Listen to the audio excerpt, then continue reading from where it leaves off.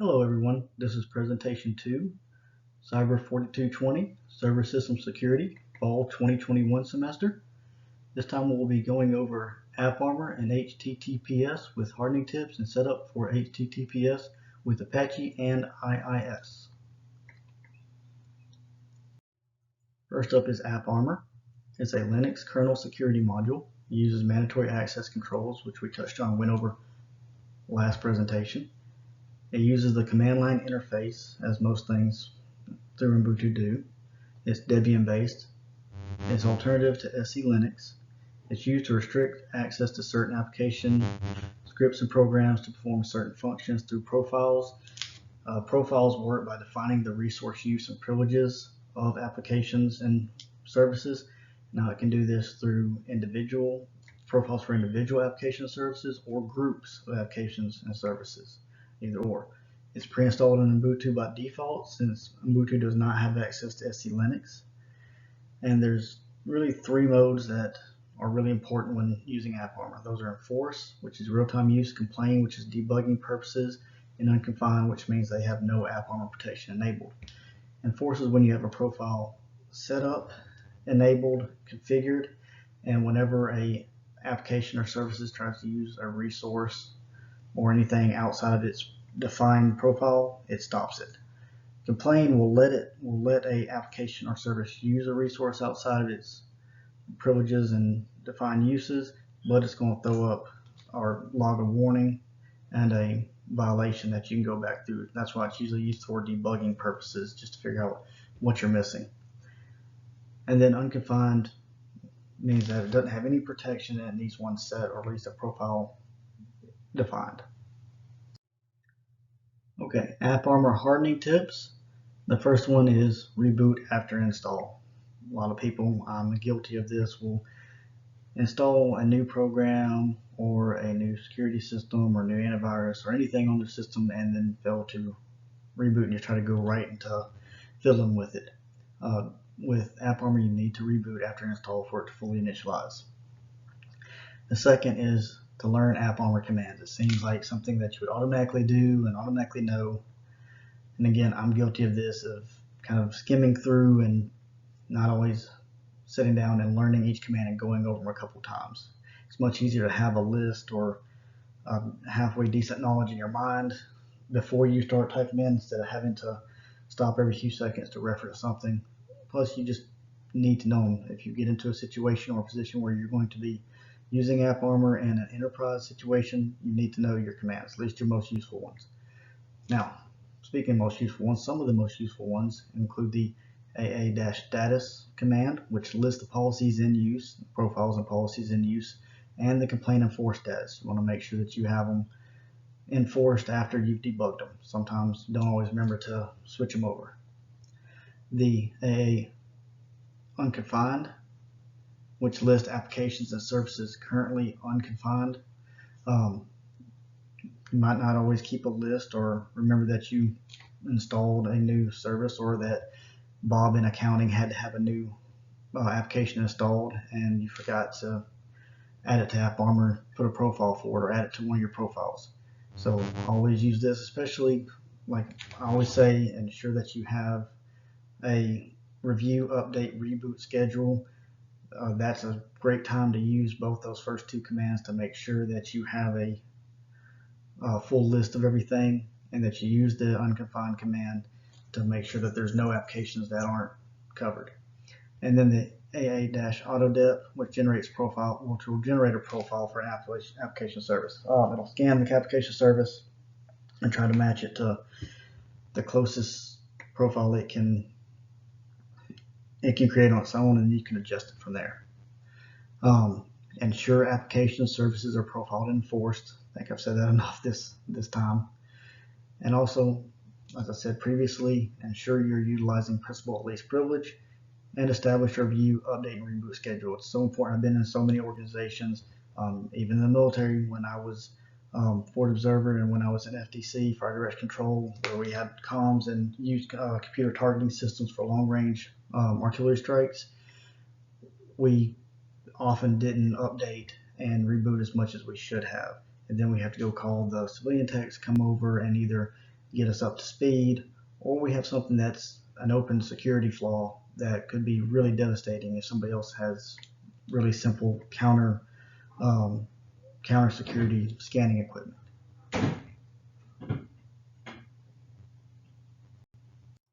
For AppArmor sources, I really only had to use two, which is the SUSE website. That link right there will take you to a full document in multi-pages with multiple links to go through pretty much all the setup for AppArmor, a lot of the hardening, and a lot of the options. Really good. Second one, Ubuntu website, since that's what we're using this semester, and specifically their section for AppArmor. So I didn't need a lot of resources to find a wealth of information.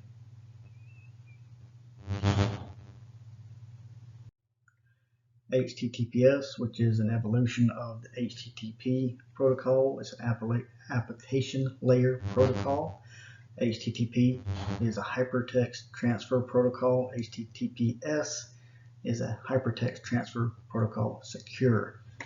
HTTP defines how messages are formatted and transmitted, and actions web servers and browsers should take once they receive a transmission. It's all clear text. So if somebody has a packet sniffer or some sort of injection backdoor, then they can just read it as it transmits. They don't have to do any kind of code breaking or anything else. HTTPS is encrypted communication between web browsers and websites. It utilizes encryption algorithms to scramble data streams. The encryption algorithms it uses are usually the secure socket layers. That even if they have a packet sniffer or they have a backdoor injection or they somehow can intercept your data stream, they still have to break the algorithm and then reassemble it. The two biggest strengths of an offensive actor, two biggest weakness of any computer system or cryptography is time and computing power. Having an algorithm like secure sockets layer or an SSL just makes it much harder. And a lot of times with cybersecurity, you can't have a zero fault system where there's no way to break it. The only best thing you can do is make your system a harder target than somebody else's system. The best way to do that, make it take a lot longer to break. And encryption has always been better than clear text. HTTPS hardening tips, which HTTPS is a hardening itself from HTTP, but some of the tips include create a public key certificate for the web server. I'll go over how to do that with both Apache and IS here in the next couple slides. Set server traffic so that only HTTPS can access server. A lot of websites you can do either or. There are ways to redirect HTTP traffic to only go to HTTPS, and that be the only accepted traffic for the server. Ensure correct port configurations. One, for your peace of mind, so it's easier to troubleshoot, faster to find leaks. Two, so that every system application is all communicating on the same traffic. Restrict response header information. Any kind of ping request to your server is going to elicit a response. Make sure that the headers have minimal information. The less information you give offensive actors, the less they have to work with, the harder your system is to crack.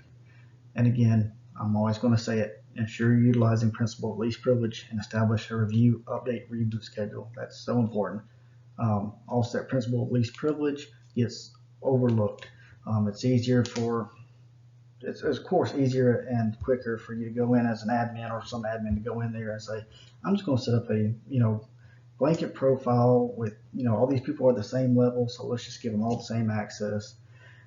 But that's a mistake, because now everybody needs this, even in their similar job functions, don't always need the same access to systems, and everyone doesn't have the same security mindset. So you want to make sure that every person, every user has only access to only what they need to do their job functions.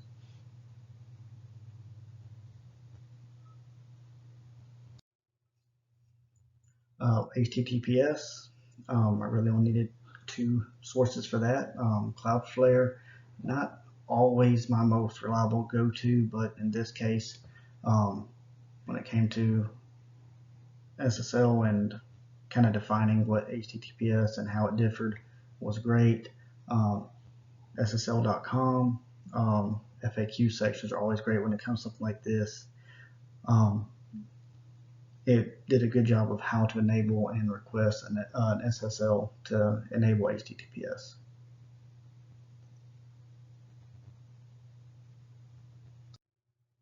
Now we're going to go into HTTPS setting it up. First, we're going to go with Apache. When I did my research, they all came down to the same general flow and steps from start to finish, but how they got there and the commands they use sometimes differ. These are some of the commands and steps that I found that seemed easiest for me to understand, but that's the glory of command line. Everyone, just like coding, operates a little bit different. You know, commands are still the same, but the order you use them, and even sometimes there are a few different commands that can achieve the same results. It comes down to individual user of which style you are more comfortable with. So first thing you gotta do is, of course, install Apache, update Apache, and get the requisite packages to enable SSL so you can enable HTTPS. Yes. Of course, the apt-get update to make sure that your Apache is there and is updated. Second is to install the Apache 2 OpenSSL. Then you have to enable the Apache modules mod_SSL and mod_rewrite. Those commands for those. And then edit configuration files and allow override. You have to allow Apache and SSL some override abilities. You can go back and change it later, but they do need some override abilities to be able to change settings.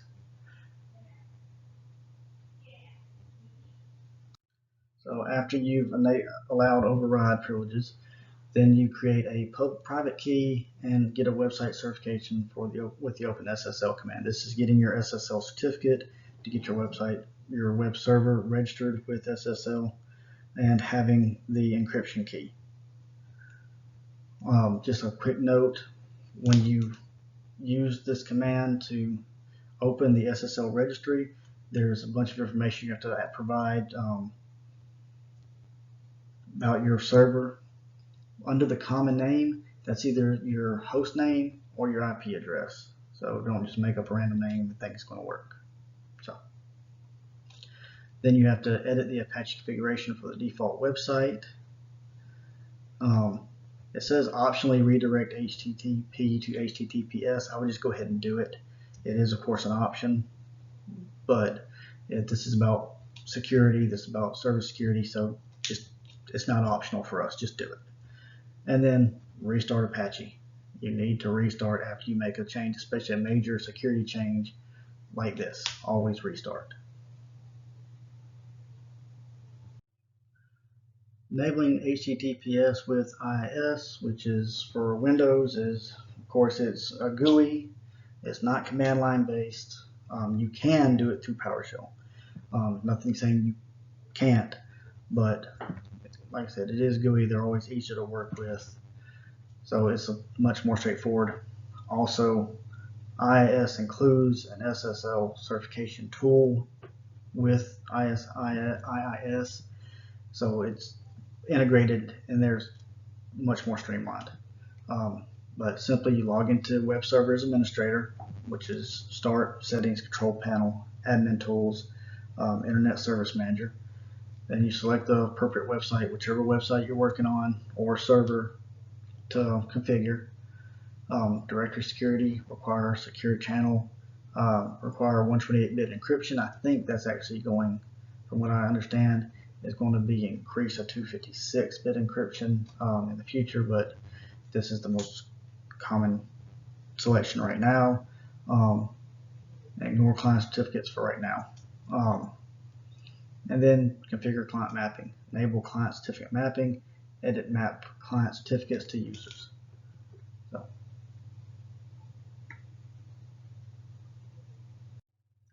these are sources cited. For Apache and HTTPS installed with Apache and ISS. ISS, I only did the general overview steps. Of course, there's much more when it comes to the individual configuration, but that's the general steps of enabling HTTPS with IIS. That developers, Google.com, the fundamentals, encryption and transit, and the IIS tech expert tips go much more into depth for each step and configuration options. So those are great sources. Apache, GeekFlare is, like I said, it's not one of my go-tos, but they did a real good job with this one. Tech expert tips.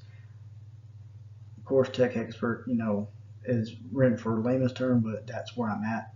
So this was an easy to understand, plenty of pictures for those of us like picture books, walkthrough of how to get this done. And thank you for your time.